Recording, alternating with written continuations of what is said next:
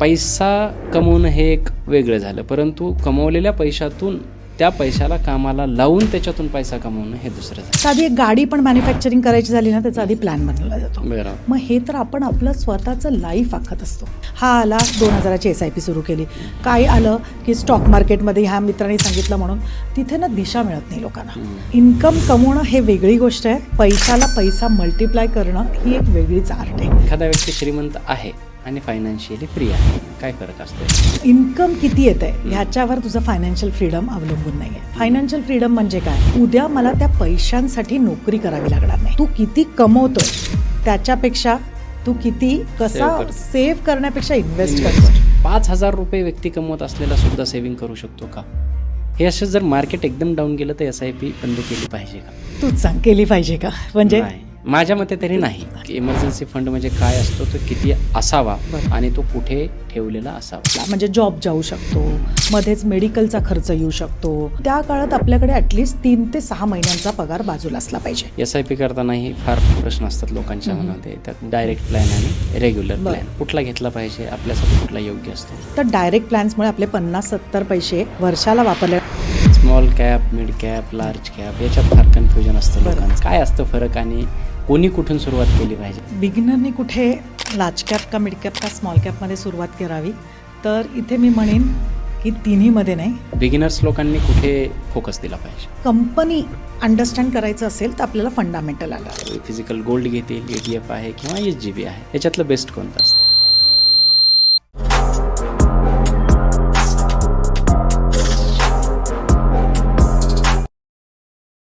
नमस्कार, मी डॉक्टर राज जाधव. महाराष्ट्राच्या सर्वात समृद्ध मंचावरती तुम्हा सर्वांचं पुन्हा एकदा खूप खूप खूप स्वागत आहे. आज आपल्या मंचावरती पुन्हा एकदा प्रज्ञा तमाने मॅम आलेले आहेत. आणि आत्ता मागे काय झालं की एक आपला त्यांच्यासोबत पॉडकास्ट झाला, तो खूप एका रात्रीमध्ये व्हायरल झाला. लोकांना खूप जास्त आवडला. त्याच्या ज्या शॉर्ट्स होत्या, रील्स होत्या, त्या खूप लोकांपर्यंत पोहोचल्या. आणि त्याच्यातून आम्ही एक असं मार्मिक अर्थ काढला की काही गोष्टी जेव्हा आपण फायनान्सबद्दल बोलत असतो ना, तो एक त्याला फायनान्सच्या गोष्टी सगळ्या असतात त्याच, परंतु एक त्याला थोडासा वेगळा पॉईंट ऑफ व्ह्यू दिला की लोकांना त्या भावतात. आणि पुन्हा एकदा मला अशी गरज वाटली की मॅमने या मंचावरती यावं आणि त्या पॉडकास्टमध्ये जे अपूर्ण राहिलेले क्वेश्चन्स आहेत आणि त्या पॉडकास्टमधून किंवा त्याच्या रील्समधून जे प्रश्न लोकांनी विचारले ते प्रश्न पुन्हा एकदा मॅमकडून विचारून आपण तुमच्या आयुष्यात व्हॅल्यू ॲड करावे, हा आजच्या पॉडकास्टचा एक हेतू आहे. दुसरी गोष्ट होतं काय की जर आपण कोणालाही विचारलं की एक तगडी फायनान्शियल प्लॅनिंग काय असते, तर लोक सांगतात की पैसा कमवणं हे एक आर्ट आहे किंवा ते पहिली पायरी आहे. आणि दुसरं म्हणजे पैशाने पैसा कमवणं ही झाली फायनान्शियल प्लॅनिंग. सो पैशाने पैसा कमवणं हे सगळ्यांनी ऐकलेलं असतं किंवा वाचलेलं असतं, परंतु ते ॲक्च्युअल लाईफमध्ये कसं इम्प्लिमेंट करायचं ना, त्याच्यासाठीचा आजचा हा पॉडकास्ट आहे. 1 लाईनमध्ये सांगायचं झालं तर जास्त वेळ घेणार नाही आणि आपण सरळ वळूयात आपल्या आजच्या prestigious guest Pragya Tamane ma'am. Ma'am, पुन्हा एकदा खूप खूप स्वागत आहे राजमंचावरती, नवीन स्टुडिओमध्ये, नवीन पॉडकास्टमध्ये. कशा आहात? ऑल गुड, मस्त अगदी. जसं मी सुरुवातीलाच सांगितलं की कोणालाही विचारलं ना की पैसा कमवणं हे एक वेगळं झालं, परंतु कमवलेल्या पैशातून त्या पैशाला कामाला लावून त्याच्यातून पैसा कमवणं हे दुसरं झालं. तर ही गोष्ट बऱ्याच लोकांच्या लक्षात येत नाही. लोक कमाईच्या मागे जास्त लागतात, परंतु जे कमवलेले पैसे त्यांना कामाला लावून अजून पैसा कमवणं हे बऱ्याच लोकांना जमत नाही. आणि म्हणूनच इंडिया फायनान्शियल प्लॅनिंगमध्ये लॅकिंग आहे. सो हे आपल्या मराठी माणसाला जर अगदी साध्या सोप्या भाषेत समजावून सांगायचं झालं तर कसं सांगाल? फर्स्ट आपल्याला कळलं पाहिजे की फायनान्शियल प्लॅनिंग का महत्त्वाचं आहे. म्हणजे तू बघ, आता बिल्डर जर का एखादी बिल्डिंग बांधायचं काम करतोय, तो काय पहिलं करणार तर त्याचं सगळं प्रॉपरली एक प्लॅनिंग करणार, म्हणजे एक आखणार बरोबर की या फ्लोअरवर किती घरं असली पाहिजेत, कुठे काय असलं पाहिजे. सो तू कुठेही काही म्हणजे साधी एक गाडी पण मॅन्युफॅक्चरिंग करायची झाली ना, त्याचा आधी प्लॅन बनवला जातो. मग हे तर आपण आपलं स्वतःचं लाईफ आखत असतो. आणि फक्त स्वतःचं नाही, आपल्या मुलाबाळांचं पण, आपल्या फॅमिलीचं सुद्धा. मग तिथे एकतर आपण आपला वेळ खर्च करत असतो, आपलं करिअर आपलं दावाला लागत असतं. मग तिथे जर का तुमचा फायनान्शियल प्लॅन जर का जागेवर नसेल तर मग कसं होतं माहिती आहे, काही जे कोण आता काका आला एक पॉलिसी घेतली, हा आला 2000ची SIP सुरू केली, काय आलं की स्टॉक मार्केटमध्ये ह्या मित्रांनी सांगितलं म्हणून तिथे ना दिशा मिळत नाही लोकांना. मग आपण काही चुकीचे प्रोडक्ट्स निवडले जातात आणि तसे चुका ज्या सुरुवातीलाच कळत जातात तिथे आपण अडकत जातो की EMIच्या ट्रॅकमध्ये अडकतो. मग नंतर आपला खर्च कसा करतो तेच कळत नाही. तिथे कुठेतरी जर का आपल्याला हे सगळं मार्गी लावायचं आहे तर मग आपल्याला फायनान्शियल प्लॅनिंग हे करण्याचं गरज लागते. आता तू मला विचारशील की मी एवढं कमवतोय तर माझं सेव्हिंग मग ऑटोमॅटिकली होणार ना, कारण का माझा तर इन्कम चांगला येतोय, मी तर माझ्या पैशांना मल्टिप्लाय करतोय. पण मी तुला आता इथे एक्झाम्पल देईन.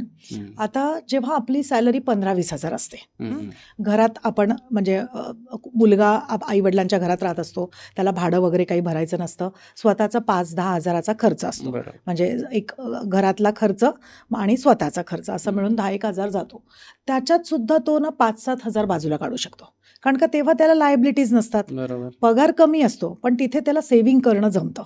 जसं त्याचं पगार वाढत जातो म्हणजे त्या 20 हजाराचा 50 हजाराकडे जातो, तू बघ ऑटोमॅटिकली आपले खर्च वाढायला लागतात. म्हणजे मग आपलं लाईफस्टाईल थोडंसं चांगलं, मग बाईकच घेतली, मग चांगला आयफोनच घेतला, मग मित्रांबरोबर मूव्हीजला गेला. आता हेच जरा 25शीतनं 30कडे जा, 1 लाख वगैरे पगार होतो, पण काय 50 हजाराचा EMIचाच वसूल झाला. मग त्याच्यासाठी कार असायलाच पाहिजे, कारण का आता मी चांगल्या घरात गेलो. सो आता तुला कळलं इन्कमशी आपलं इन्व्हेस्टमेंट काहीच रिलेशन नाही आहे. इन्कम कमवणं हे वेगळी गोष्ट आहे आणि खर्चावर आणि आपल्या पैशाला पैसा मल्टिप्लाय करणं ही एक वेगळीच आर्ट आहे, हा वेगळाच माइंडसेट आहे. तर असं आहे सगळं. बरं, आपण जेव्हा फायनान्स पॉडकास्ट असतात किंवा आपण फायनान्सशी बोलत असतो त्याच्यात फायनान्शियल फ्रीडम नावाचा एक प्रकार येतो. प्रत्येक वेळेस बोललं जातं की सगळ्यात जास्त यूज होणारा हॅशटॅग सुद्धा असतो फायनान्शियल फ्रीडम. बरोबर. एखादा व्यक्ती श्रीमंत आहे आणि फायनान्शियली फ्री आहे, काय फरक असतो याच्यात? खूपच फरक आहे. कारण का आत्ताच जसं मी तुला सांगितलं की इन्कम किती येत आहे ह्याच्यावर तुझं फायनान्शियल फ्रीडम अवलंबून नाही आहे. फायनान्शियल फ्रीडम म्हणजे काय, उद्या मला त्या पैशांसाठी नोकरी करावी लागणार नाही. माझ्याकडे एवढा पैसा आहे की मी त्याच्यातनं माझं आजचं जीवन व्यवस्थित जगू शकतो. त्याला पॅसिव्ह इन्कम. मग ते कुठल्याही माध्यमातनं असू दे, ते तुझं म्युच्युअल फंडमध्ये तू एक कॉर्पस बनवला आणि त्याच्यातनं SWP घेतोय ते असू शकतं, तू रिअल एस्टेटमध्ये 2nd-3rd होम केलं आणि त्याचं रेंटल इन्कम येतं ते असू शकतं. तर असे बरेच आजकाल पर्याय निघालेत. FD केली, MIS केलं, ह्याच्यातनं आपल्याला पॅसिव्ह इन्कम येऊ शकतं. तर ह्याला तू म्हणणार कुठेतरी फायनान्शियल फ्रीडमकडे आपली वाटचाल सुरू झाली. होतंय काय माहिती आहे, लोक पैसा म्हणजे मी आजकाल इंटिरियर्समधनं मी कनेक्ट करते लोकांना आणि मला कॉल येत आहेत, पगार असतो 2-2.5 लाखाचा, पण सेव्हिंग्स काही नाही. म्हणजे एवढा खर्च जातो, कारण का कसं होतं, आपण आता यंग असतो, हातात पैसे यायला लागतात, मग लगेच घरातले तर प्रेशर आणणारच की घर घे, मग घर घेतली की गाडी घे, मग चला आयफोनच आवडला, चला आता मग मला मॅकबुकच पाहिजे. त्याच्यातनं कधी ते EMIच्या ट्रॅप्समध्ये वगैरे आपण अडकत जातो ना, आणि ते UPI कुठे काय, आपल्याला काय फक्त एक स्वाईप तर करायचं आहे, क्रेडिट कार्ड दिलंय वापरायचं तर आहे, मग पुढे त्याचं पैसे कसे आपण पेमेंट करणार आहोत याचा स्वतःला पण आपल्याला अंदाज नसतो आणि मग तिथे कुठेतरी त्या जाळ्यात अडकत जातो. सो तू किती कमवतोय त्याच्यापेक्षा तू किती कसं सेव्ह करण्यापेक्षा इन्व्हेस्ट करतोय हे फार, आणि ह्याला कुठे मग ते फायनान्शियल फ्रीडम बरोबर आपण जोडतो की तुमच्याकडे असे इतके पैसे असले की तुम्ही उद्या नोकरी करायची तुमच्याकडे वेळ नाही येणार, तिथे कुठेतरी फायनान्शियल फ्रीडम अचीव्ह केल्यासारखं होतं. ओके. बऱ्याचदा काय होतं की जेव्हा आपण या सर्व गोष्टींबद्दल बोलतो, mutual fund, SWP and all याच्यात, तर बऱ्याच लोकांचं असं म्हणणं असतं की ज्यांच्याकडे पैसे आहेत ना, श्रीमंत लोकांचे चोचले आहेत, बाबा माझ्याकडे खूप पैसे आहेत, खर्चून खर्च होत नाहीत, मग वाचतायत, आता कुठेतरी टाकायचे म्हणून मग हे सगळे पर्याय आहेत. अगदी आता मी जो प्रश्न विचारणार आहे, अगदी 5,000 रुपये कमवतो एखादा मुलगा असो किंवा कुठेही जॉईन केलेला असा, 5,000 रुपये व्यक्ती कमवत असलेला सुद्धा सेव्हिंग करू शकतो का, आणि कशी सुरुवात करू शकतो त्याच्यातून? अर्थातच, म्हणजे सेव्हिंग करणं अगदी, आता माझी मेड आहे, 500 रुपयाची तर SIP करू शकतो. अरे आता तर म्युच्युअल फंड्स म्हणजे इतकं सेबीनी म्हणजे गाईडलाईन्स आणलेत की तुम्ही 100 रुपयापासून सेव्हिंग करू शकता. लोकांना हे माहितीच नाही आहे. लोकांना काय वाटतं माझ्याकडे मोठा पैसा असला पाहिजे, असं काही नाही आहे.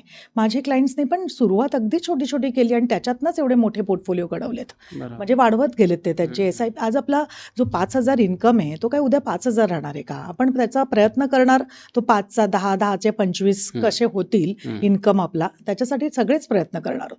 मग तसं आपलं SIP पण वाढत जाणार आहे. सुरुवात करणं हे महत्त्वाचं. मग ती 100 का होईना तुम्ही अगदी सहजरित्या ग्रोमध्ये, झिरोदामध्ये सगळीकडे आपल्याला बहुतेकशा डिजिटल ॲप्समध्ये आपल्याला अगदी क्षुल्लक अमाऊंटनी SIP सुरू करता येते. मी जो प्लॅटफॉर्म वापरते त्याच्यात आम्हाला ₹1000 मिनिमम SIP लागते. पण ₹1000 आता तू बघ ना, ₹100 SIP करायला काहीच हरकत नाही. खरंच तुझा पगार कमी आहे, तुला काहीच उरत नाही आहे, तुझे 2-4 हजार तर घराचा खर्च असणारच, तर तू ₹100 SIP कर. पण लोक कसं माहिती मी मिनिमम इन्व्हेस्टमेंट करणार. मिनिमम इन्व्हेस्टमेंटला काय अर्थ आहे? म्हणजे तू आता समजा तुझ्याकडे 40,000चा पगार आहे, तुझा 20-25 हजार रुपये खर्च होतोय. आता आपल्याकडे 5,000 तर उरले पाहिजेत. जर का 40,000 आपण 5,000 सुद्धा काढू शकत नाहीये, तर कुठेतरी आपण काहीतरी गडबड करतोय.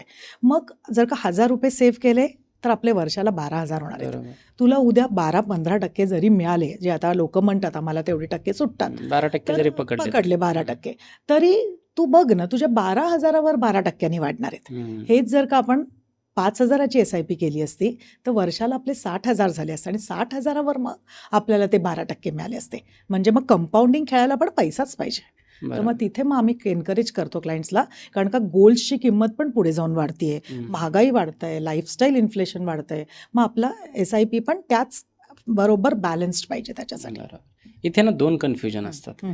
₹50,000 पगार आहे, ₹30,000 पगार आहे एखाद्या व्यक्तीला, त्याने पहिल्यापासूनच म्हणजे त्याचे इन्व्हेस्टमेंटचे पैसे बाजूला काढले पाहिजेत. 2 आहेत इथे माइंडसेट लोकांचे, की मला 5,000 आता समजा 50,000 पगार आहे ना, तर 10% तरी एक कमीत कमी 5,000 मला पहिले बाजूला काढायचे, बाकीचे खर्च करायचे. आणि दुसरा वर्ग असा आहे की खर्चातून जे उरतील ते मी इन्व्हेस्ट करतो. कुठला प्रकार बरोबर आहे? खर्चातनं जे उरतील हे किती जण मला म्हणजे त्यांनी सांगावं की मी हे पैसे सेव्ह करू शकलोय. म्हणजे एवढे उरतच नाही. कारण का तू बघ ना, आता आपलीच मेंटॅलिटी, पगार येतोय, तुला एवढे मॉलमध्ये साधं गेलं ना, काही ना काहीतरी आवडणारच. साधं फोन स्क्रोल करतोय ना आम्ही बायकांना, तर काय काय असं वाटतं हे म्हणजे मला हसलंच पाहिजे माझ्याकडे, इन्स्टंट ग्रॅटिफिकेशन. तर तिथे तुझे पैसे तुला ते पुरे नाहीच पडणार आहे. कितीही तू काहीही पगार असू दे, तुझा तो खर्चच होणार आहे. ह्याच्या विरुद्धात जर का जो काही पगार येतोय आपला, समजा आता 1 तारखेला पगार येतोय, लगेच 3-4 तारखेची SIPची डेट ठेवली ना, ऑटोमॅटिक ते पैसे बाजूला जाणार आहेत. छोटीशी का होईना ती अमाऊंट बाजूला जाईल. मग बाकीचे पैसे खर्च करा ना, तुम्हाला कोणीच थांबवलेलं थोडी आपोआप काटकसर व्हायला. आणि असे मी बघितलंय. आता काय वाटतं माहिती आहे, फायनान्शियल प्लॅनिंग करणं किंवा हे असे पैसे म्हणजे मी काय फक्त सेव्हिंगसाठी काय कमवतोय का? पण मी बघतेय जे क्लायंट्स प्रॉपर फायनान्शियल प्लॅनिंग करून आपले छोटे छोटे पण गोल्स, आम्ही नाही म्हणत फक्त रिटायरमेंट आणि किड्स एज्युकेशन आपल्याला कॅटर करायचं आहे, आपल्याला छोटे वेकेशन्स असू शकतात, आपल्या मुलांची चांगली शिक्षणं असू शकतात, कितीतरी गोष्टी आहेत, चांगली गाडी असू शकते, चांगलं घर असू शकतं, चांगला लॅपटॉप असू शकतो. तर असे छोटे छोटे गोल्स आखून त्याच्या दिशेने जाणं इझिली पार पडतात. म्हणजे लोक विचारतात सुद्धा अशा क्लायंट्स, अरे तू क्या करताय, म्हणजे इतकं कसं काय तू फिरायला पण जातो, तुझा पोर्टफोलिओ पण चांगला झालाय, तुझं घर सुद्धा झालंय. कारण काय हे सगळं प्रॉपर गोल्स आखल्यामुळे फायनान्शियल प्लॅनिंग. आणि आमच्याकडे आल्यावर पहिली सुरुवातीची स्टेप्स मी तीच क्लायंटला, ते म्हणतात मॅडम फक्त 10,000 पगार आहे, काय हे करून उपयोग आहे? मी म्हटलं अरे तू पेपरवर टाकून तर बघ, ते आपल्या डोक्यातनं आपल्या पेपरवर उतरव, आमच्याबरोबर शेअर कर. नाही तुझ्या तो 10,000चा 50,000वर पगार गेला, मी सांगते तुला होणारच आहे. आणि मग तसे करत करत हळूहळू आपल्याला गोल्स, आपल्याला पूर्ण जीवन आहे.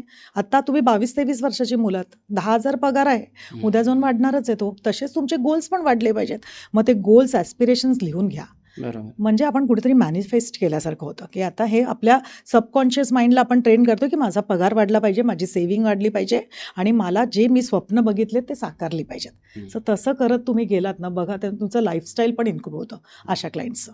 Investment, saving, SIP, mutual fund असं म्हटलं की कॉमन असा एक वर्ग, मी तर म्हणतो 70% तरी असा वर्ग असेल, त्यांना असं वाटतं ना की सेव्हिंग म्हणजे असं असतं की आत्ता मी पैसे टाकायचे, 20-25 वर्ष त्याच्याकडे काही बघायचं नाही, मग आत्ता मला जी मजा करायची ती करता येत नाही, उगाच आत्ता पैसे इन्व्हेस्ट करून काय करू.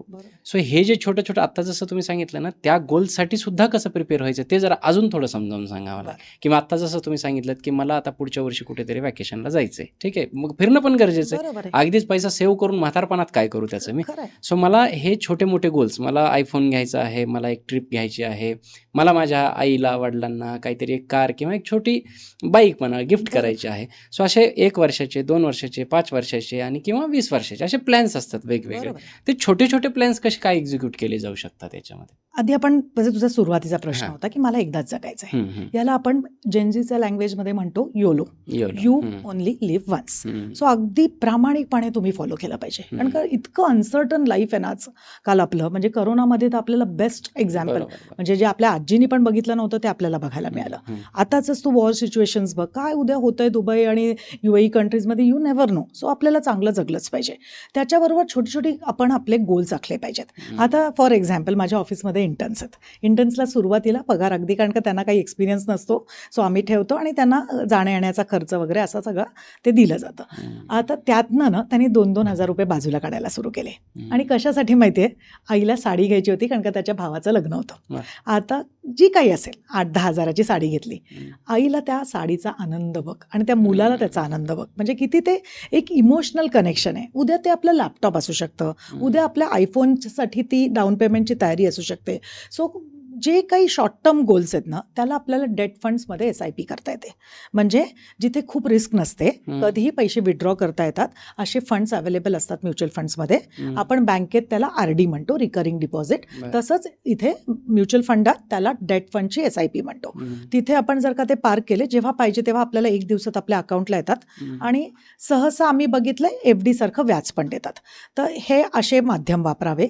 जर का तुम्हाला वाटते 3-5 वर्ष म्हणजे काय, आपलं गाडीचे डाऊन पेमेंट झालं, घराचं डाऊन पेमेंट झालं, चांगलं वेकेशनला जायचं आहे, जसं UKला जायचं आहे, USला जायचं आहे, असे काही असतील तर तिथे मग तुम्हाला हायब्रिड फंड्स म्हणतो, जिथे इक्विटी अँड डेटचं मिक्सचर असतं, तसं काही इन्व्हेस्टमेंट करू शकतात.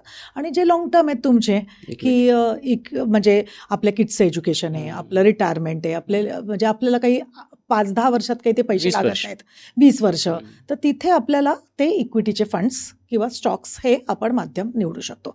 तिथे जरा आपल्याला ह्यातलं काही कळत नसतं. म्हणजे डेट फंड्स काय झाले, हायब्रिड फंड कुठला, मल्टी ॲसेट घेऊ का बॅलन्स ॲडव्हान्टेज घेऊ, तर असे ना बरेच कन्फ्युजन आहे. कारण का एवढे सगळे फंड्स आहेत, ChatGPT आहे सगळं सांगेल, पण तो फंड नीट पुढे जाऊन परफॉर्म होईल की नाही हे क्लायंटला कळत नसतं. मग तिथे ना आर्थिक सल्लागार हा गरजेचा ठरतो असं मी बघितलंय. कारण का ना जसं आत्ता मार्केट पडलं ना, लोक खूप कन्फ्यूज झाली. मग SIP थांबवू का, पैसे काढून घेऊ का, हे जे कन्फ्युजन्स असतात, हे जर का कोणाशी बोललं आणि त्याला कळत असेल तर तो तुम्हाला नीट मार्गदर्शन करू शकतो. तर तिथे मग जरा एका फायनान्शियल ॲडवायझरची खूप मदत होते. बरं, तो लागूनच त्याला प्रश्न हा मी विचारतो की जसं आता सिच्युएशन्स आहेत, आता करोना आला, आता वार आला, कारण सिच्युएशन्स खूप ड्रास्टिकली चेंज होत आहेत आणि आपल्यावरती काय येईल पुढे हे आपल्याला माहीत नाही.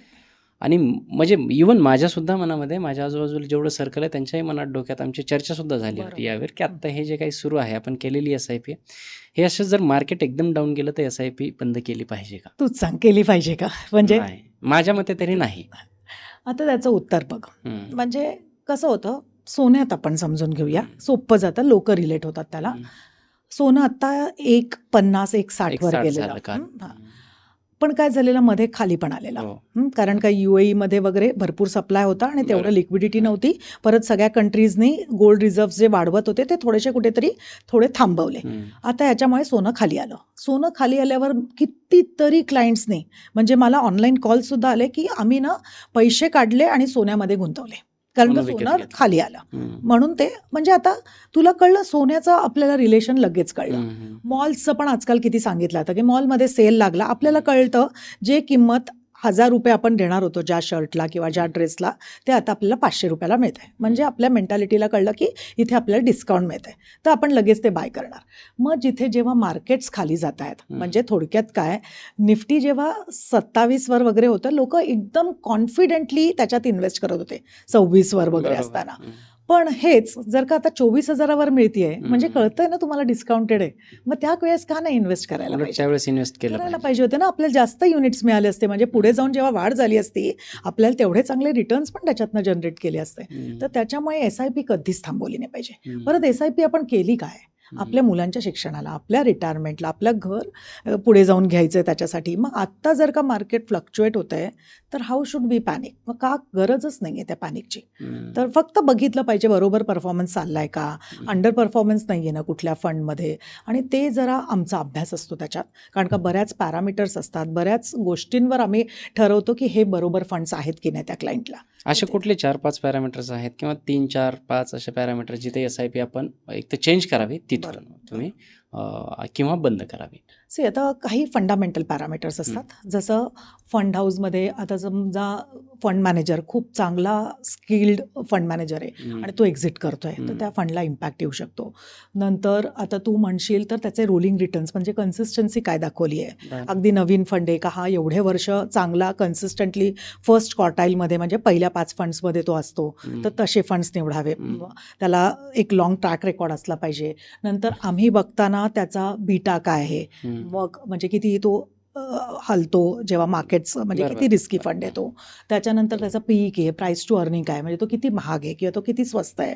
मग नंतर बरेच माझ्या भाषेत शार्प रेशो काय, ट्रेनर रेशो काय, असे बरेच पॅरामीटर्स असतात. मग जसं आत्ताच्या मार्केट्समध्ये आम्हाला थोडीशी चुणचुण लागलेली की बहुतेक मार्केट्स डिप करेल, कारण का बरेचसे फंड हाऊसेसमधले फंड मॅनेजरना आपले फंड्स बराच कॅशमध्ये जाऊन बसलेले. म्हणजे जसं आता फॉर एक्झाम्पल एखादा XYZ फंड आहे, त्याचा जर का एक 100,000 CRचा EM आहे, तर त्याच्यातनं 5 ते 6 किंवा 8 ते 9% कॅशमध्ये जाऊन बसलेले.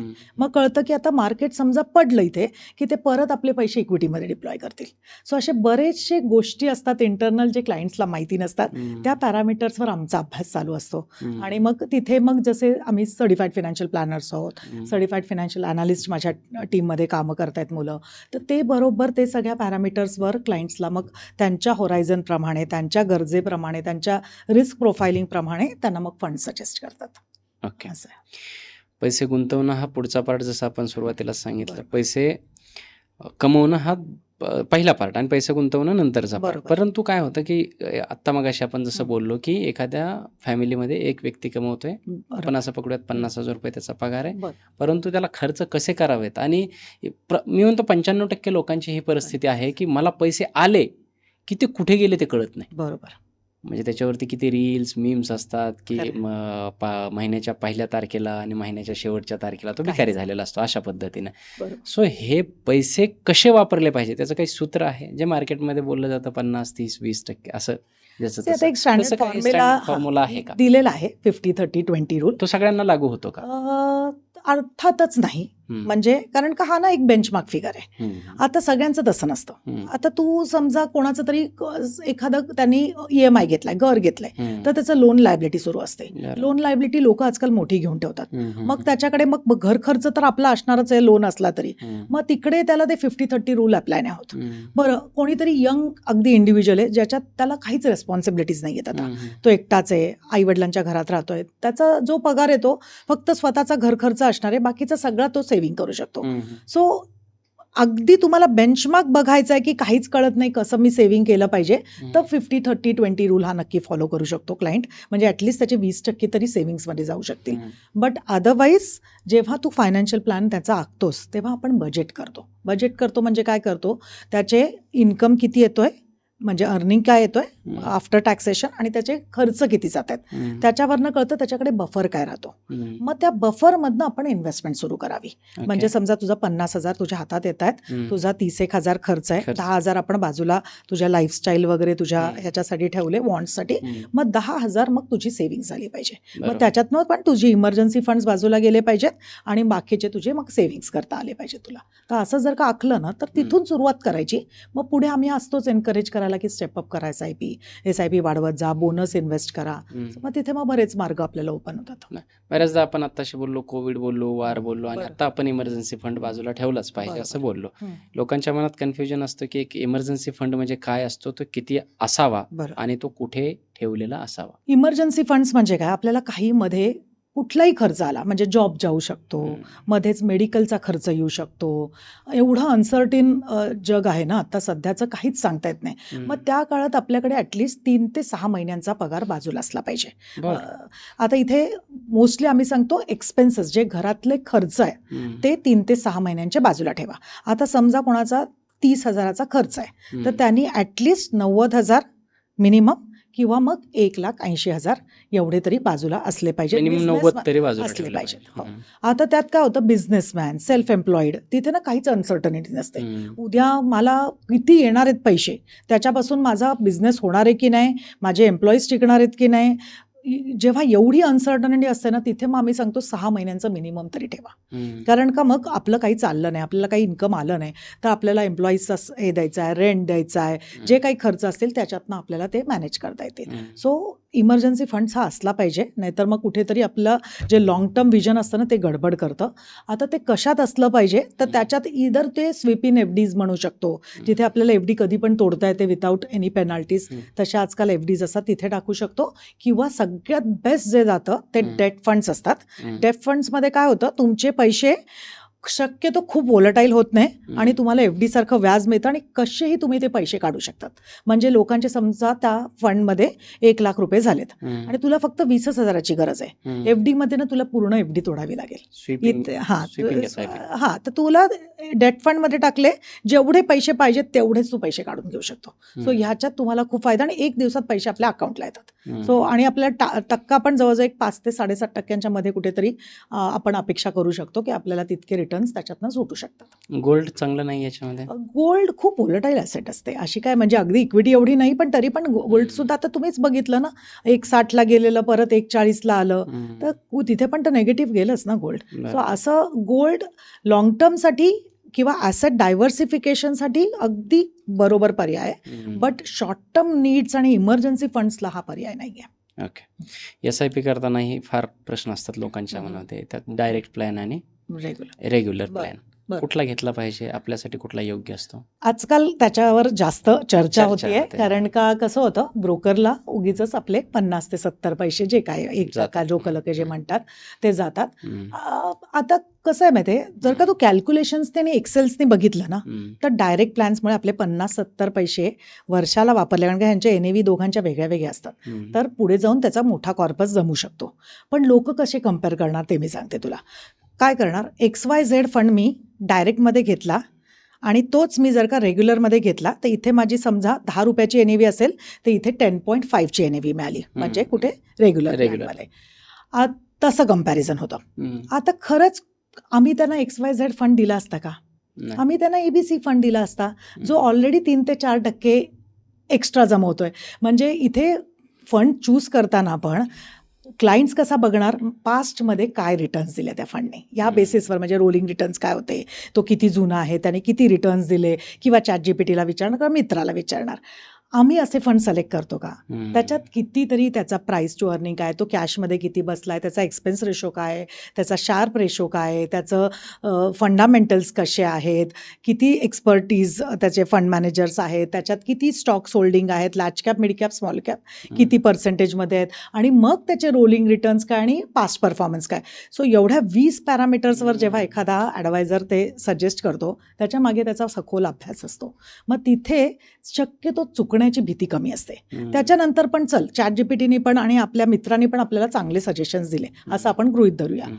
होतं काय माहिती आहे, पुढे जाऊन ना त्या फंड्स इतके फंडामेंटली चेंज होतात ना, इतके व्हेरिएशन्स येतात, कधी कधी ट्रॅक्शन सोडतात, कधी कधी अंडर परफॉर्मन्सला जातात.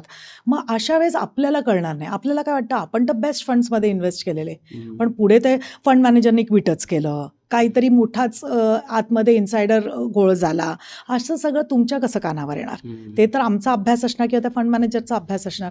मग तिथे आम्ही सांगणार की सर हा ना आता वॉचलिस्टवर आहे, सर हा आता आपल्याला चेंज करायला पाहिजे, आता आपल्याला दुसरा फंड निवडला पाहिजे, आता हा जी इनपुट व्हॅल्यू होती एक्झिट घेतलं पाहिजे. सो ह्याला हे खूप महत्त्वाचं होतं, ते तुला डायरेक्ट प्लॅनमध्ये मिस आउट होतं.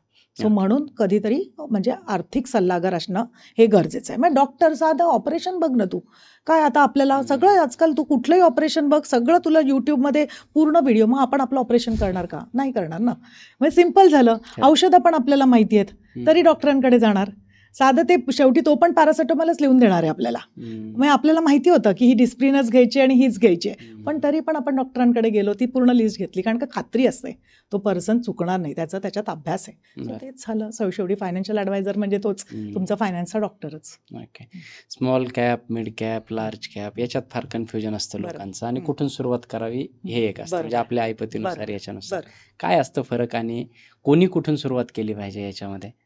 आता विचारलं बिगिनरनी कुठे लार्ज कॅप का मिड कॅप का स्मॉल कॅपमध्ये सुरुवात करावी, तर इथे मी म्हणेन की तिन्हीमध्ये नाही. सुरुवात जर का अगदीच त्याला नवशिक्या आहे आणि त्याला काहीच त्यातलं कळत नाही, तर शक्यतो हायब्रिड फंड्समधनं सुरुवात केली तर तेवढी व्होलॅटिलिटी मिळत नाही. म्हणजे आपले पैसे जे 100चे 95-98 दिसतात, त्यांनी लोकांना पॅनिक होतात. आणि लार्ज कॅप जरी स्टेबल आहे तरी पण तिथे पण नेगेटिव्हिटी दिसते.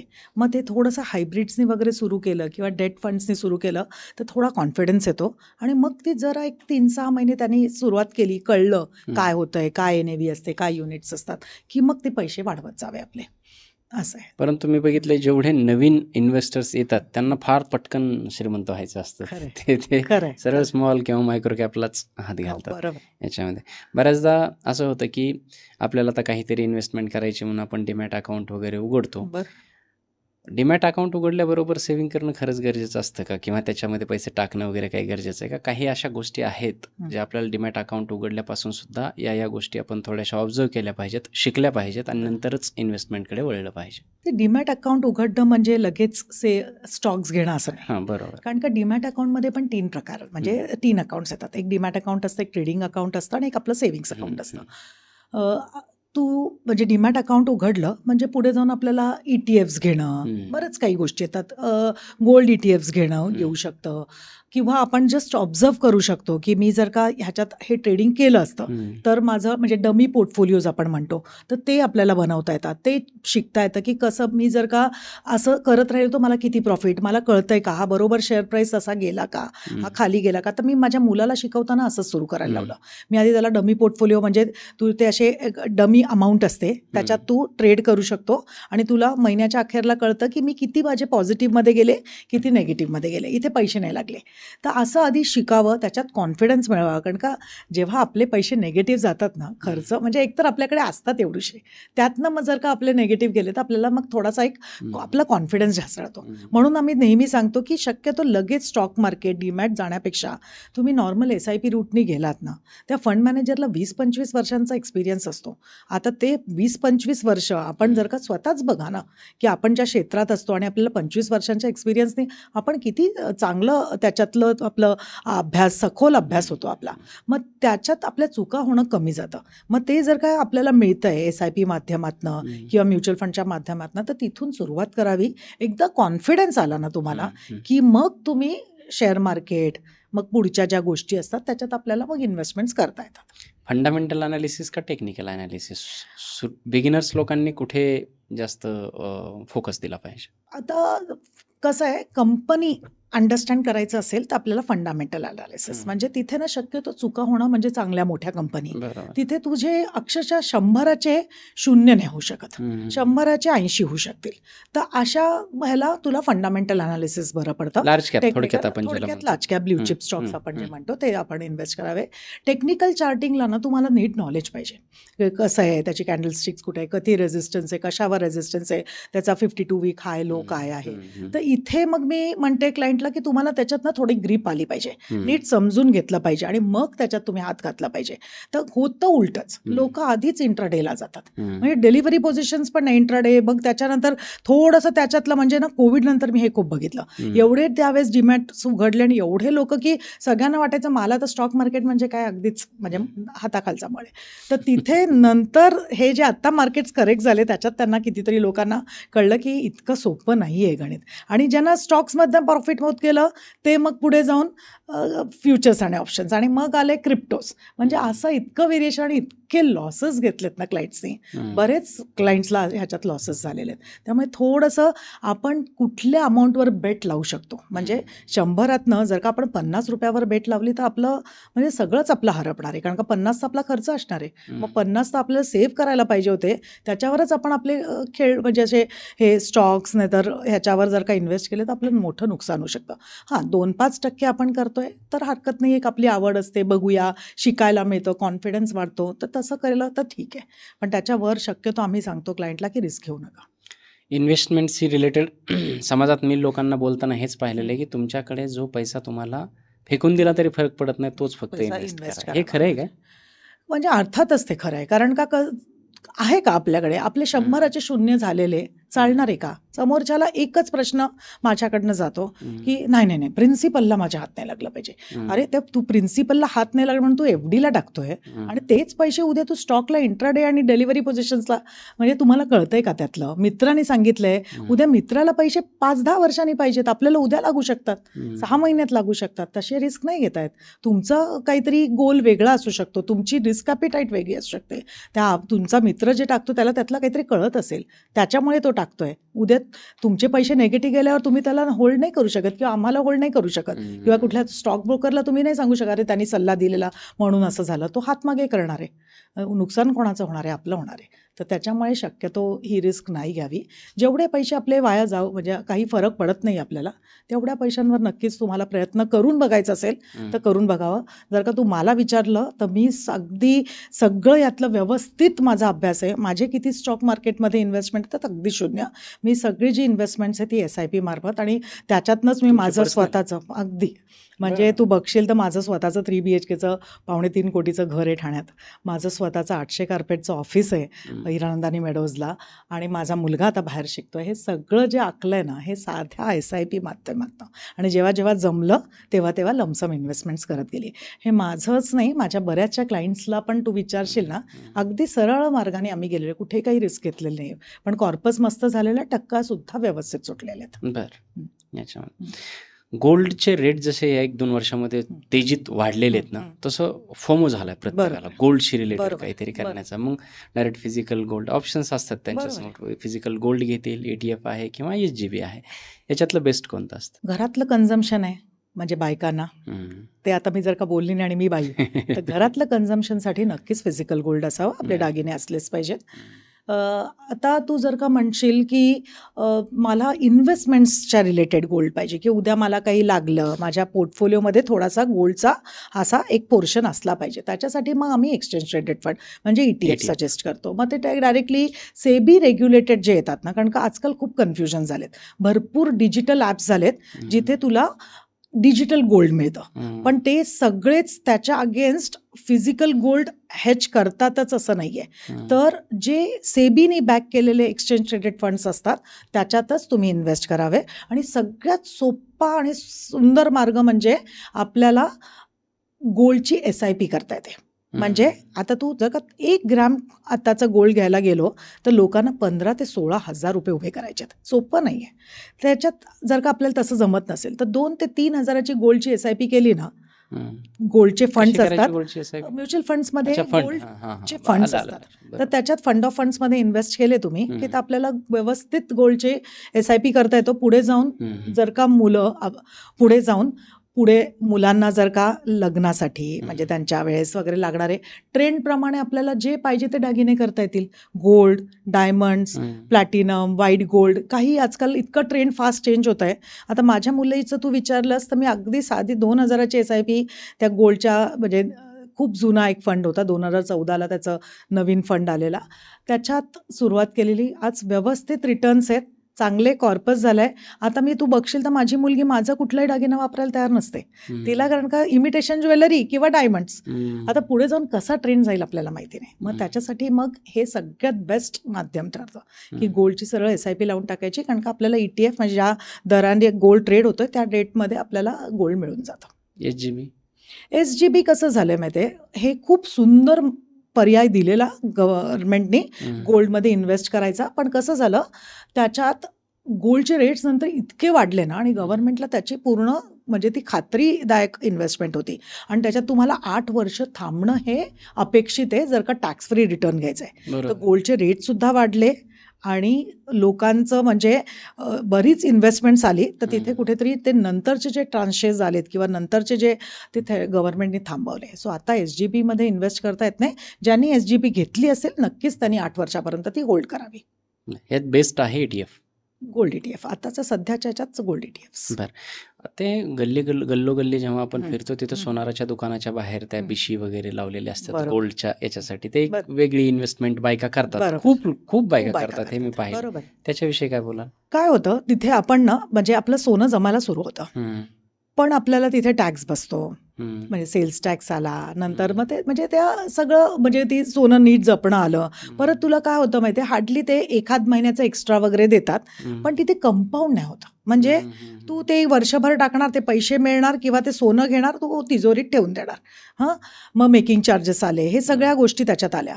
पण जेव्हा तुम्ही ETFs घेतात ना, हं. ते पैसे वाढत जातात, ते पैशांना पैसे जोडले जातात.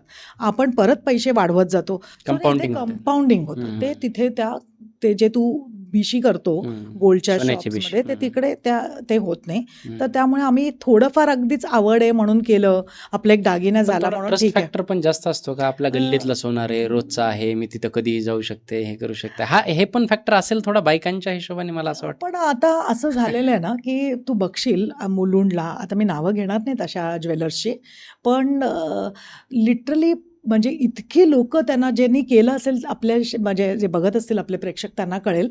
मी म्हणजे गेले ते फरार. शॉपकीपर्स गेले. म्हणजे हं, असं फरार नाही म्हणता येणार. पूर्ण कोविडमध्ये ना त्यांचे शॉप्सच बंद झाले. हं, वाईट लोकं होती का? तर बिलकुल वाईट लोकं नव्हती. पण कसं झालं, सेबीचे रेट्स, ऑडिट्स, हं, अकाउंट्स फ्रीज ह्याच्यामुळे ते शॉप्सच बंद झाले. हं, आता इथे तू कोणाला जाऊन विचारणार? कारण कागदपत्री आपल्याकडे काहीच नव्हतं. हं. जेव्हा गोल्ड ETFs होता, तुमच्याकडे प्रॉपरली एक पेपर असतो, तुम्हाला फोलिओ असतो. तर त्यामुळे तुम्ही काहीतरी सेबीला किंवा RBI म्हणजे तिकडे कोणाला तरी क्वेश्चन होऊ शकतं. इकडे आपल्याला काहीच क्वेश्चन करता येणार नाही. सो त्यामुळे शक्यतो अशा जिथे तुम्हाला सेबी बॅकअप वगैरे नाही आहे किंवा RBIचं बॅकअप नाही, तिकडे अशा गोष्टी नाही कराव्या लोकांनी. कारण का पैसे बुडले तर मोठं नुकसान होतं लोकांना. बरं. आत्ता मी मागच्या काही दिवसापूर्वी क्रिप्टोशी रिलेटेड एक इंग्लिश पॉडकास्ट पाहत होतो बरं. आणि त्याच्यात त्याने एक सांगितलं होतं की क्रिप्टो हा ना की फ्युचर आहे. बरोबर. कारण सध्या सगळ्या करन्सी एक होतील आणि ती क्रिप्टोच करन्सी राहील येत्या Digital काळामध्ये, currency. त्यानंतर डिजिटल करन्सी राहील. सो क्रिप्टो करन्सीबद्दल अगदी थोडक्यात सांगा आणि त्याच्यानंतर आपल्या भारतामध्ये त्याचं फ्युचर काय? सध्या 30% टॅक्स आपल्याला क्रिप्टोवरती हे करावं लागतं. तर अशा टॅक्सच्या परिस्थितीमध्ये क्रिप्टोमध्ये इन्व्हेस्टमेंट करणं कितपत योग्य आहे? किंवा पहिले क्रिप्टोबद्दल थोडक्यात बोलूयात. सो क्रिप्टो काय डिजिटल करन्सी. Currency. सगळे आपल्या आपल्या ह्याच्याने क्रिप्टोज लॉन्च झालेले आहेत आणि त्याच्यात लोक ट्रेडिंग करतात. काही लोकांना त्याच्यातनं बरंच म्हणजे खूप पटीने त्याच्यात पैसे सुटलेत. आता बाहेरच्या कंट्रीत ह्याच्यात खूप त्याला इम्पॉर्टन्स दिला जातोय. त्याच्यामुळे इंडियाही आपण जसं वेस्टर्न लोकांना फॉलो करतोय तसं इंडियातही त्याचं महत्त्व वाढत चाललेलं आहे.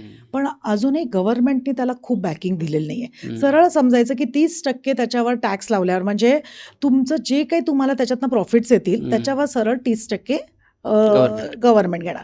आधीच्या काळात तर क्रिप्टोजमध्ये ज्यांचे ट्रेडिंग होते त्यांना इन्कम टॅक्सच्या नोटिसेस पण आल्या. सो इतकं म्हणजे त्याच्यावर कारण का ते सगळं लेजिटिमेट आहे का, लिगल आहे का, त्याच्यात परत त्याच्यात TDS बसणार. परत तुला त्याच्यात लॉसेस झाले ना ते ऑफसेट नाही होत. म्हणजे तुला स्टॉक्समध्ये जर का लॉस होतोय तर तू गेन्सच्या अगेन्स्ट ते ऑफसेट करू शकतो. बट जर का क्रिप्टोचा लॉस असेल तर तो लॉस तू बेअर करायला लागतो. पूर्ण हिट आपल्याला घ्यायला लागतो. आणि मी बघतेय म्हणजे आता मला पण म्हणजे बरेचसे क्लायंटचे कॉल्स पण येतात. माझ्याही क्लायंट्सनी काही एक्सपेरिमेंट करून बघितलेत. तर ह्यात आहे ना क्लायंटला फायद्यापेक्षा नुकसानच जास्त झालंय. कारण का आपण कधी जातो त्या क्रिप्टोमध्ये, तो खूप वरती गेल्यावर. आपण इन्व्हेस्ट करतो तो खाली येतो. तोपर्यंत माहितीही नसतो. जर वरती नाही गेलं तर माहितीच कोणाला नाही. अगदीच एक्सपेरिमेंट करायचं 2-5% आहे ना आपल्या म्हणजे इन्कमच्या, केलं तर हरकत नाही. एकदा ठेच खाल्ली आपण मागे फिरणारच आहोत. सो तिथपर्यंतच काय ते करावं. म्हणजे आपले जे ₹100 टाकतोय ते ₹100 बुडाले हे पचवण्याची ताकद असेल तर मग क्रिप्टोजमध्ये इन्व्हेस्ट करावे. बरं. थोडा out of the box question आहे की म्हणजे सगळं दुनिया क्रिप्टो ला बॅकिंग करत आहे, अगदी अमेरिकेपासून तर छोट्या छोट्या देशापर्यंत. मग भारतात असं एवढं त्याच्याशी प्राधान्य दिलं जात नाही का बरं? कारण का खूप रिस्क आहे. बरीच रिस्क आहे आणि आपल्याला रिटेल इन्व्हेस्टरला ती रिस्क अजून नीट अंडरस्टँड नाही होत आहे. आता काय होतं माहिती आहे, तुला थोडक्यात तू शेअर मार्केट कसा बसा समजून घेऊ शकतो. चल थोड्याशा मोठ्या मोठ्या कंपनीजमध्ये आली तर तुझी रिस्क पूर्ण डायल्यूट होते. तसं तुला क्रिप्टोजबद्दल नॉलेज अक्वायर करणं हे फार कठीण असतं. म्हणजे कारण का इट्स अ डिजिटल करन्सी. उद्या ते ॲप म्हणजे ते बंद झालं किंवा ते it's a dark world basically. त्याच्यात कोणाला जाऊन तू पकडणार, काय करणार? म्हणजे आता त्या कंपनीला जाऊन आपण कॅम्प्सकडे, कार्वीकडे काहीतरी कंप्लेंट्स काहीतरी करू शकतो. इथे आपल्याला काहीच नाही करता येणार ना. म्हणजे पूर्ण आपले पैसेच गेले. तर तिथे ते गव्हर्नमेंट त्याला प्रोत्साहन देत नाहीये आणि म्हणून मग टॅक्सेशन हाय ठेवले. गव्हर्नमेंटचं त्याच्यावरती रेग्युलेशन नाही. हा, म्हणजे अजून ते त्याच्यावर पाठिंबा देत नाहीये की बाबा तुम्ही हे करू शकताय. असं आहे. म्हणून ते शक्यतो आम्ही क्लायंटला सांगतो लांबच राहा. बरं. नवीन इन्कम टॅक्स रेजिम आलेला आहे आता 12 लाखापर्यंतचा वगैरे, तो सगळ्यांना लागू पडणार आहे सेम? हो, सगळ्यांना. आणि जे सॅलरीड आहेत ना त्यांना 75चा अजून म्हणजे हे मिळतो. सो 12.75 पर्यंत सॅलरीड स्ट्रक्चर्सना आणि बिझनेस ओनरला 12 lakhs पर्यंत टॅक्स एक्झेम्पशन असतं. म्हणजे तिथपर्यंत तुम्हाला रिबेट मिळतं आणि तुम्हाला 0 टॅक्स येतो. बरं. आजकाल आपल्या भारतामध्ये हे सांगितलं जातं की आपण जेव्हा काही कमवतो इन्कम टॅक्स रिटर्न फाईल करणं खूप गरजेचं असतं. परंतु याच्यामध्ये ना खूप छुप्या गोष्टी पण असतात. इन्कम टॅक्स आपण जेव्हा फाईल करतो, भरतो, कुठल्या अशा चुका आहेत जे इन्कम सगळे भरतात? आजकाल खूप थोडी अवेअरनेस आलेली आहे, कारण लोन्स सुद्धा मिळणं वगैरे मुश्किल होतं, तर ITR असतंच. पण त्याच्यात काय मेजर चुका आहेत ज्या सामान्य लोकांनी समजून घेतल्या पाहिजेत? पहिलं तर तुला कळलं पाहिजे की तू न्यू रिजाईममध्ये तू म्हणजे फाईल केला पाहिजे की ओल्ड रिजाईममध्ये. आता तू हे म्हणशील हे म्हणजे काय, तर ओल्ड रिजाईममध्ये कसं असायचं, बरेचसे सेक्शन्स असायचे. ATC, ATD म्हणजे आपण प्रिन्सिपल पेमेंट करतोय किंवा तू LICची पॉलिसी घेतली आहे किंवा म्हणजे बरेचसे काही गोष्टी, बँकेत 5 वर्षांची टर्म FD केली आहे, तर तुला ते 1.5 लाखापर्यंतच्या जे काही इन्व्हेस्टमेंटवर तुझा टॅक्सेशन खाली यायचं. नंतर तू जसं घर घेतलंय तर बँकेला इंटरेस्ट देतोय, तर ते 24B सेक्शनमध्ये तुझं खाली म्हणजे तुझा इन्कम स्ट्रक्चर खाली यायचा. सो असे काही काही सूट होत्या, ते ओल्ड स्ट्रक्चरमध्ये म्हणजे ओल्ड रिजाईममध्ये फॉलो व्हायचं. आता न्यू रिजाईममध्ये त्यांनी काय केलं, सरळ स्लॅबच वरती घेऊन गेलेत. म्हणजे 12 लाखापर्यंत तुला काही टॅक्सेशन येणार नाही. त्याच्यानंतर मग ते 4, 8, 12च्या स्लॅबमध्ये तुझं टॅक्सेशन सुरू होतं आणि त्याच्याप्रमाणे आपल्याला टॅक्स भरावा लागतो. तर पहिलं तर हे नीट कळलं पाहिजे. त्या खूपशे कॅल्क्युलेटर्स ऑनलाईन अवेलेबल आहेत. लोक टाकून बघू शकतात की मला कुठल्या रिजाईममध्ये फॉलो झालं पाहिजे. त्याच्यानंतर आता आपण समजा तुम्ही म्युच्युअल फंडमधनं सगळे पैसे काढताय आणि तुम्ही नवीन घर घेताय आणि तुमचं फर्स्ट किंवा सेकंड होम असेल स्वतःच्या नावावर, तर त्याच्यात तुम्ही ते पैसे जेव्हा म्युच्युअल फंडमधनं रिडम्शन घेतलेत ते त्याच्या अगेन्स्ट 54F मध्ये सेटअप करू शकतो. तर हे बऱ्याच लोकांना माहिती नसतं. त्यांना वाटतं पूर्ण कॅपिटल गेन्स. कधी कधी म्हणजे CA नाही, कन्सल्टंट्स लोकांना माहिती नसतं. CA लोकांना बरोबर अभ्यास असतो. सो प्रॉपर एक CA असायला पाहिजे ज्याला नीट त्यातलं कळतंय. तर कुठेतरी ना असं आपल्याला फायलिंग करायचंय म्हणून करायला नाही पाहिजे. कारण का आजकाल AIS आलंय, म्हणजे तुम्हाला सगळं तुम्ही जिथे काय काय केलंय ना ते सगळं दिसतं. लोक काय करतात, बरंचसं ब्लॅकमध्ये करायला जातात किंवा असं ते सगळं तिथे रिपोर्ट होतंय. मी ना पतपेढीमध्ये इन्व्हेस्टमेंट केली आहे, ते काय तिकडे कळणार नाहीये, तर मी ते पैसे त्याच्यावर व्याज भरणार नाही, असं नाही होणार. ते पैसे तिथे रिपोर्ट होत आहेत. तर ते सगळं थोडंसं लोकांनी बघितले पाहिजेत आणि त्याच्यातनं म्हणजे घेऊन प्रॉपरली सगळं डिक्लेअर केलं पाहिजे. नाही तर इन्कम टॅक्सच्या रॅन्डम नोटिसेस. थोडक्यात काय, तू 10 लाखाच्या वर क्रेडिट कार्ड जरी स्वाईप करतोयस ना, म्हणजे वापरतोयस, तर तुला बाय डिफॉल्ट नोटिसेस येत आहेत. मग तू एक्सप्लेनेशन द्यायचं की हे माझं तर इन्कम एवढं आहे, माझं एक्सपेन्सेस एवढं आहे आणि माझ्याच अकाउंटमधनं मी हे सगळे पेमेंट्स क्लिअर केलेत. कारण का काय होतं, ITR आपण फाईल करतो 6-7 लाखाचा आणि क्रेडिट कार्डवर पॉईंट्स मिळण्यासाठी लोक 8, 10, 15 लाखाचे स्वाईप मारतात. आता तुम्ही इन्कमच दाखवत नाहीये, 7 लाखाचं इन्कम दाखवत आहे, 10 लाखाचा खर्च कसा दाखवू शकता? सिम्पल म्हणजे लॉजिक आपल्याला कळतंय, तर गव्हर्नमेंटला नाही का कळणार हे सगळं? ITला नाही का कळणार?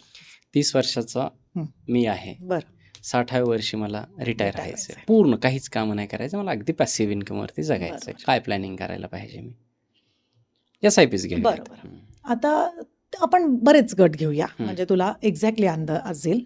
आता 30 वर्षाचा पेक्षा 20 वर्षांनी जर का सुरुवात केली, एखादा इंटर्न लागतोय कुठे, काही साधा 2,500ची SIP आहे ना, पहिलं तर आपल्याला अंदाज असला पाहिजे आपला फायर फिगर काय.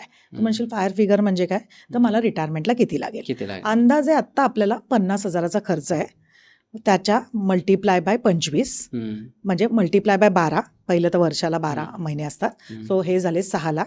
6 मल्टिप्लाय बाय 25 हा मिनिमम फायर फिगर आणि 50 म्हणजे जरा लिव्हेबल फायर फिगर. सो म्हणजे एक तुमचा 1.5 ते 3 कोटी, आम्ही 3 कोटी धरून चालतो की कॉर्पस असला पाहिजे. ते आपल्याला कळलं की मग आपल्याला त्याच्या दिशेने चालता येतं. मग एखादा 20व्या वर्षाचा मुलगा असेल तो 2,500 जरी 12% रिटर्न्स मिळाले तरी त्याला ते 3 कोटीपर्यंत पोचता येतं. पण हेच तो 30शीत गेला ना की सरळ ते 8,500वर जातात. तीच अमाऊंट 30-40शीत गेला की ती जवळजवळ अमाऊंट 40,000ची होते. आणि तीच 50,000चा म्हणजे 50 वर्षाचा माणूस जर का झाला तर त्याला ती 1,30,000. म्हणजे बघ तू 2,500 आपण सुरुवात केलेली आहे. किती सोपं वाटत होतं आपल्याला ते गणित. कमी वयात इन्व्हेस्टमेंट करणं किती गरजेचं आहे. किती गरजेचं आहे. असं म्हणजे ना ती फिगर्स एवढी एक्सपोनेन्शियल वाढत जाते. आणि तू सांग 50व्या वर्षाच्या माणसाला मी सांगितलं 1,30,000ची, तो म्हणाल मी मुलांचं शिक्षण करू, माझ्या घराचं EMI बेअर करू की माझ्या रिटायरमेंटची तयारी करू. मॅडम काय बोलताय तुम्ही 1,30,000ची SIP करायला. सो हे की आधी जर का आपण विचार केला असता 2,500 हे काम होत होतं. म्हणून मग लवकर इन्व्हेस्टमेंट सुरू करावी. सुरुवातीलाच जसं आपण बोललो की पैशाने पैसा कमवता आला पाहिजे. पॅसिव्ह इन्कमचे कुठले कुठले मार्ग आहेत आणि ते कसे कसे उभे करता येऊ शकतात एक मिडल क्लास व्यक्तीसाठी. बरोबर. आताच मी तुला सांगितलं की 40शीतला माणूस आहे, 30,000ची जरी SIP केली 20 वर्षात आहे ना नेक्स्ट रिटायरमेंटपर्यंत 3-1 कोटीचा कॉर्पस त्याचा जमा होऊ शकतो. आता समजा 3 कोटीचा कॉर्पस आपण क्रिएट केलाय, त्याच्यातनं आपल्याला अंदाजे 1.5 लाखाचं महिन्याला पेन्शन म्हणजे आपण पासिव्ह इन्कम असं म्हणू शकतो ते काढायला सुरुवात करू शकतो. म्हणजे आणि इन्फ्लेशनप्रमाणे ते 5-5% वाढवू पण शकतो. कारण का पुढे जाऊन 1.5 लाख हे पूर्ण नाही आहेत. 1.5 लाखाला पण आपल्याला इन्फ्लेट करावं लागेल. आणि तुझे जे तू मुद्दल ठेवलेली 3, कारण का ह्यात होतंय कसं बघ, आपण काढतोय 7-8%नी विड्रॉल, आपल्याला मिळतं 10-12% त्या फंड्सवर. म्हणजे आपण बाकीचे पैसे वाढवतोय 10-12%नी, ते पुढे जाऊन वाढत जाणार आहेत. आणि तसं करता करता तुझे ते कॉर्पस पण पुढे जाऊन जो 3 CR आपण इन्व्हेस्ट केले तेही सुद्धा वाढणार आहेत. तर असं इतकं सोपं गणित असतं. त्याच्यात नाही तुला मेंटेनन्स आला, नाही तुला स्टॅम्प ड्युटी आली, रजिस्ट्रेशन आले, तो टेनंट आपल्याला नीट व्याज देतोय की नाही, म्हणजे भाडं देतोय की नाही याचंही टेन्शन नाही. दुसरं ऑप्शन तुम्हाला ऑफकोर्स रेंटल इन्कम असतं, पण त्याच्यात तुम्हाला हार्डली 2-3% रेंटल इन्कम मिळतं. तर त्याच्यामुळे परत तुला मेंटेनन्स आला, तुला नीट भाडेकरी मिळते की नाही माहिती नाही, तुला ब्रोकर्स नेहमी अरेंज करायला लागतात, परत घराची वाट लावून टाकतात, म्हणजे रेनोव्हेशनचा खर्च, प्रॉपर्टी टॅक्स, हे बरेच फॅक्टर्स क्लायंटनं नीट कॅल्क्युलेशन्समध्ये घेत नाही. फक्त कसं आहे माहिती, मला घर दाखवता येतं, मला हे जी माझा पोर्टफोलिओ आहे म्युच्युअल फंडचा तो मला दिसत नाही. तर तसं होतं. म्हणजे तू आता हसशील, मी घराचं कॅल्क्युलेशन्स केले. मी घर घेतलेलं 2009ला 55 lakhsला, आणि ते आता आम्ही एक्सप्लोअर करत होतो, कारण का आम्ही दुसऱ्या घरात शिफ्ट झालो. तर 2026ला त्याचं व्हॅल्युएशन कुठेतरी 1.45 CR आहे. बघितलं तर तू बघशील तर तिप्पट वाटलंय. म्हणजे घराची किंमत मी जे 50 लाखाच्या अंदाजे घेतलेलं ते 1.5 कोटीच्या आसपास गेलेलं आहे. आता दिसताना इतकं मोठं असताना मी काय केलं, मला जस्ट कुतूहल वाटलं म्हणून एक्सेलवर टाकलं, तर त्याचे ना फक्त 6.48 म्हणजे 6.5%, म्हणजे not even a rate of FDनी ते ॲप्रिशिएट झाले. आता लोक बघ कुठल्या भ्रमात असतात. म्हणजे मला ना आता एक कॉल, म्हणजे माझ्याच क्लायंटनी 2018-19ला मला आठवतंय उळव्याला घर घेतलेलं. त्यावेळेस काय होती न्यूज की एअरपोर्ट येतोय नवी मुंबईला, तर म्हणजे ती प्रॉपर्टी प्राइसेस तिकडे खूप मोठ्या गतीने वाढतील म्हणून ते बरेचशा क्लायंट्सनी म्युच्युअल फंडचे पोर्टफोलिओ रिडीम केले आणि तिकडे पैसे इन्व्हेस्ट केले. अक्षरशः तू बघशील तर काडेपट्टीसारखा घर आहेत, एवढीशी म्हणजे बाथरूममध्ये आतमध्ये गेलं की बाहेर कसं पडायचं इतकं मारामारी तिथे. पण अशा ह्याच्यात मोठे मोठे अमाऊंट्स इन्व्हेस्ट झाल्या. मला आत्ता कॉल आलेला, मॅडम मी ते घर विकतोय. मी म्हटलं का रे, तुला तर तुझी मल्टिपल म्हणजे तिप्पट चौपट होणार होती, का नाही विकलं? म्हणतो मला ना लॉसमध्ये विकायला लागतंय. मी म्हटलं का, आता तर एअरपोर्ट अगदी आता म्हणजे आला चालू पण, म्हणजे आता. तर म्हणतो नाही मॅडम, इतकी अनसोल्ड इन्व्हेंटरी आहे ना, मला आत्ताही मी जर का विकायला गेलो तर माझं जे 56 lakhsला घेतलेलं घर आहे आज मला 48 lakhsला काढावं लागतंय. काय अर्थ आहे सांग? म्हणजे तू तुझं EMI भरत राहिला, तुझी लिक्विडिटी सोडली, तुझं एन्जॉयमेंट सोडलं, आणि परत प्रॉपर्टीला ॲप्रिसिएशन आहे का? एवढी अनसोल्ड इन्व्हेंटरी आहे, कसं विकलं जाणार? सो मग लोकांनी घर घेताना थोडं ऑब्जेक्टिव्ह म्हणजे वेगवेगळं आहे. समजा की लोक कुठे कुठे खूप फसू शकतात आणि कुठे कुठे खूप जास्त त्यांना 2009 ते 2006 पर्यंत घरांचे ॲप्रिशिएशन चांगले झाले. त्याच्यानंतर तू बघशील ना तर स्टॅग्नेंट होते. आता कोविड नंतर वाढलंय, पण काय वाढलं माहितीये, कोविडच्या प्री कोविड एरामध्ये जे प्राइजेस होते ना ते आता परत आलेत, कोविडमध्ये खाली गेलेले. आणि त्याच्यानंतर लोक काय म्हणतात खाली गेल्यापासून वर किती आले, पण ते माझ्या प्री कोविड एरामध्ये तेवढंच टक्के वाढले. तसं खूप ॲप्रिसिएशन नाही आहे, स्टॅग्नंट आहेत तशी घरांची प्रेस. ओके. म्हणजे आपल्याकडे पॅसिव्ह इन्कमचे हेच डिव्हिडंड झाला एक, दुसरं रेंटल झालं, SWP म्हणजे तेच आपण SWP बद्दलच बोललो की 3 कोटीमध्ये 1.5 हम्म. कोटी 1.5 लाख आपण महिन्याला काढू शकतो आणि तरीही आपले पैसे वाढतील. आणि आधीच्या काळात डिव्हिडंड्स वगैरे वापरायचे, पण डिव्हिडंड्सनं तुम्हाला दर ठराविक येतीलच की नाही याची गॅरंटी नाही. म्हणजे तुम्हाला असं चालणार असेल 2 महिने चांगले इन्कम आले, तिसऱ्या महिन्यात नाही आली तर डिव्हिडंड हा ऑप्शन घ्यावा. पण जर का ठराविक इन्कम मला दर महिन्याला पाहिजे तर मग सिस्टमॅटिक विड्रॉलच वापरला पाहिजे. ओके. SIP करताना 2 ऑप्शन्स असतात आपल्या पुढे. की समजा जर माझी 12,000 वर्षाची SIP आहे तर मी ॲट अ टाइम 12,000 भरणे योग्य की वर्षाला 1,000 भरणे योग्य? एक उदाहरण दिलं. बरोबर. आता तुमचे 12,000 आहेत, आपल्याला हे पैसे 5-7 वर्ष म्हणजे मुलांच्या शिक्षणाला लावतो किंवा स्वतःच्या लॉंग टर्मसाठी करतोय, तर खरंच लक्षात राहणार आहे का ट्रम्पने टॅरिफ वाढवलेले, इराण आणि US वॉर चाललेला, हे लक्षात सुद्धा राहत नाही. म्हणजे सगळं विसरून जातं. आता रशिया आणि युक्रेन वॉर कोणाच्याही लक्षात नाहीये, किंवा काय म्हणजे करोना झालेला हा आता एक पास झाला. म्हणजे त्यामुळे काय होतं माहितीये, तुझं लमसम त्यावेळेस जर का इन्व्हेस्ट झाले ना तर ते चांगल्या गतीने वाढतील. परत तुझ्याकडे मंथलीच आहे, तुझ्याकडे लमसमच नाहीये तर ती SIP करणं बरोबर.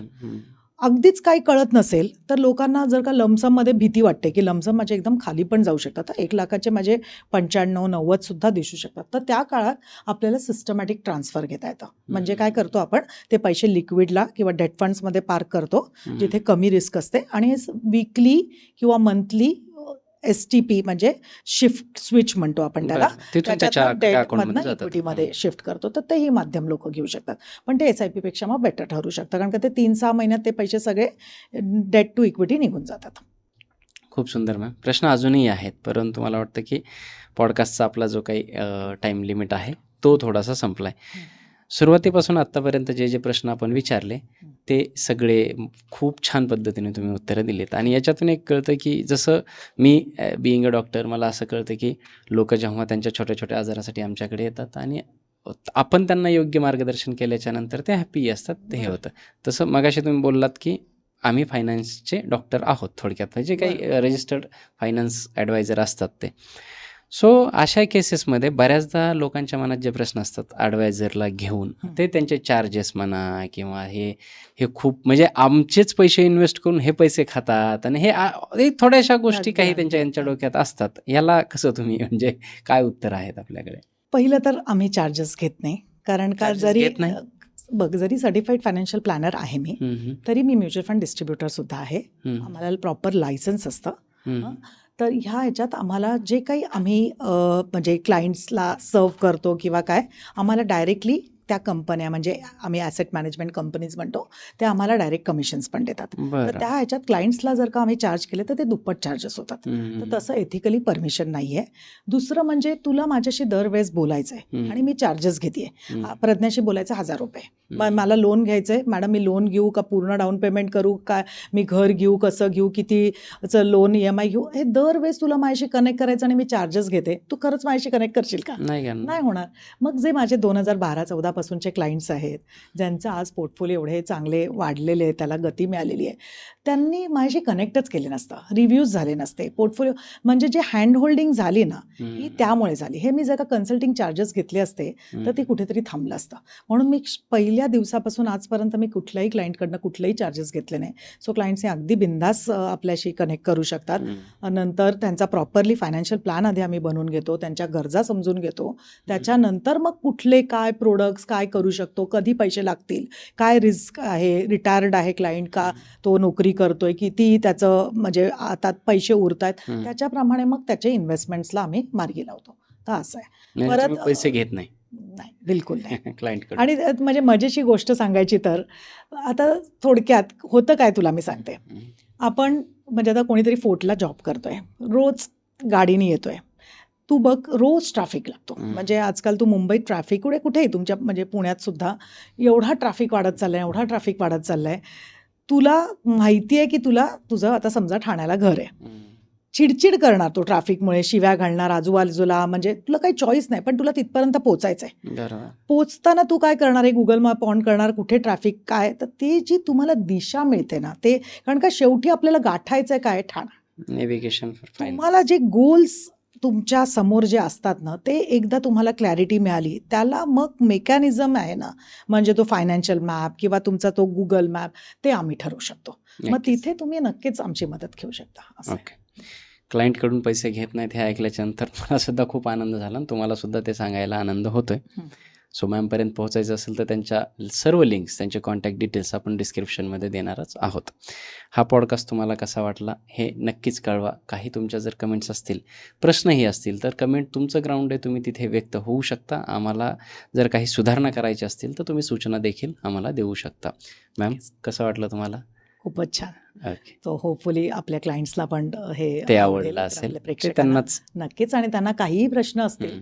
तर ते नक्कीच त्यांनी कमेंट्समधनं तुम्हाला कळवावे आणि आपण त्याला नक्कीच प्रयत्न आणि करू. मॅमचा देखील नंबर देऊ शकू, आपण देतोय, तर तुम्ही डिरेक्टली सुद्धा कॉल करून त्यांच्याशी कन्सल्ट करू शकता. त्याचे कुठलेही चार्जेस घेत नाहीत, मॅमने आत्ताच सांगितलेले. सो बी फ्रँक आणि तुम्ही कॉल करू शकता. हा पॉडकास्ट तुम्हाला कसा वाटला ते नक्की सांगा. लाईक करायचं आहे, शेअर करणं फार गरजेचं आहे, कारण जे नॉलेज आपल्याला मिळतं ते इतरांपर्यंत शेअर करणं पुण्याचं काम आहे, असं आमचं मत आहे. दुसरं, सबस्क्राईब करा, कारण बरेच लोक पॉडकास्ट, आपले व्ह्यूअर्स वाढत जात आहेत, परंतु सबस्क्रायबर त्या पर्सेंटेजने वाढत नाहीत. बरेच लोक फक्त बघून जातात, परंतु तुम्ही सबस्क्राईब करत चला. तुमचे एक सबस्क्रायबर असे आम्हाला खूप जास्त पॉडकास्ट करायला हेल्प करतात, ताकद देतात, आणि त्यामुळे तुम्हा सर्वांचं असंच प्रेम कायम असू द्या. Thank you so much. थँक्स.